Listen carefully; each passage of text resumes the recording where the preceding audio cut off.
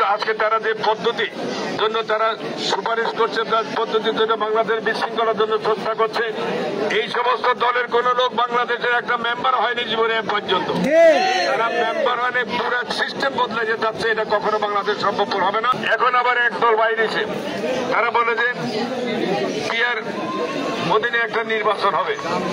এটা কি গ্রামের মানুষ বুঝে?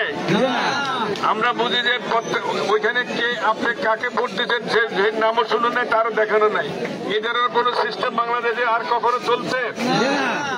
যাদের অবস্থা গ্রামে গঞ্জে, যাদের কোনো অবস্থা নাই, এই ধরনের লোকজন, এই ধরনের দল আজকে বাংলাদেশে এই ধরনের একটি তত্ত্বাবধায়ক সরকারের আলোচনার সাপেক্ষে তারা এই ধরনের উদ্ভট কিছু কাল্পনিক যে সমস্ত কথা বলতেছেন, আসলে এরা নির্বাচনকে বিলম্বিত করার জন্য, নির্বাচনকে প্রশ্নবিদ্ধ করার জন্য, বাংলাদেশের গণতন্ত্রকে আবার একটি হুমকির সম্মুখে ফেলে দেওয়ার জন্য এই সমস্ত ষড়যন্ত্র চক্রান্ত করছে।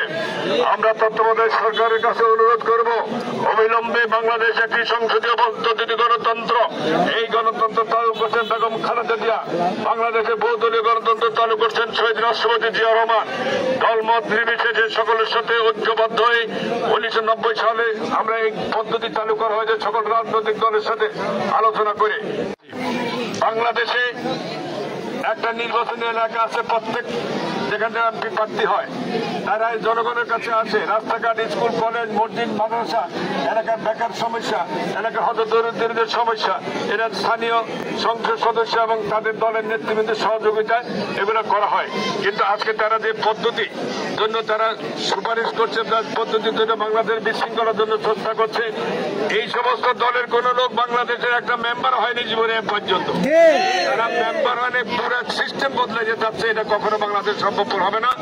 আমরা তত্ত্বাবধায়ক সরকারের প্রধান সহ যারা আছেন, আমরা এই সমস্ত উদ্ভট এবং কাল্পনিক চিন্তা রেখে বাংলাদেশের মানুষ যে পদ্ধতিতে নির্বাচন করছে, সেই পদ্ধতিতেই স্বচ্ছ এবং নিরাপত্তা নির্বিঘ্নে মানুষ যাতে তাদের ভোটাধিকার প্রয়োগ করতে পারে তাদের দায়িত্ব হচ্ছে, এবং অবিলম্বে নির্বাচনী রোড ম্যাপ ঘোষণা করে এদেশের মানুষের যে দীর্ঘদিনের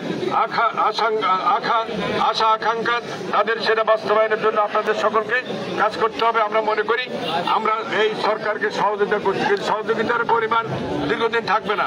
একটি সময় তখন বাংলাদেশের মানুষ, যে দেশের মানুষ খালি হাতে রাস্তায় বুক ফেলে দিতে পারে, তাদেরকে ভয়ভীতি দেখার কোনো কারণ নাই।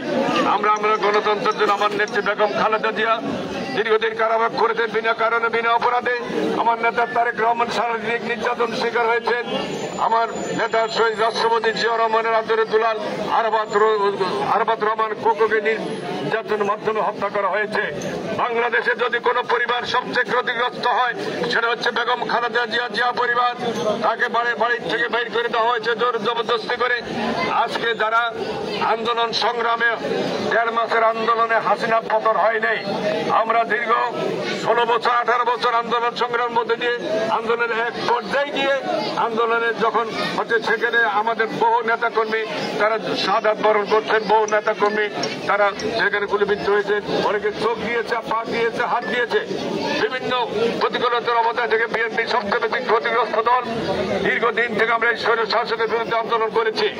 এখন এই সুযোগ নিয়ে যদি কেউ বাংলাদেশে কোনো নতুন করে কিছু কাল্পনিক দাবি দেওয়া উত্থাপন করে এদেশে গণতন্ত্রকে প্রশ্নবিদ্ধ করতে চান, গণতন্ত্রকে প্রলম্বিত করতে চান, তাদেরকে সেই সুযোগ দেওয়ার কোনো অবকাশ নাই। তত্ত্বাবধায়ক সরকারের যে নির্দিষ্ট মেয়াদ, আমরা সেটাও সারেন্ডার করছি, সেটাও আমরা তাদেরকে সহায়তা করছি। কিন্তু তত্ত্বাবধায়ক সরকার আজ যদি এটাকে বেশি বাড়াবাড়ি করে এবং সমস্ত কিছু নিয়ে যদি এই নির্বাচনে প্রলম্বিত করার চেষ্টা করে, বাংলাদেশের জনগণ সঠিক সময়ে সঠিক সিদ্ধান্ত নিতে কখনো ভুল করবে না।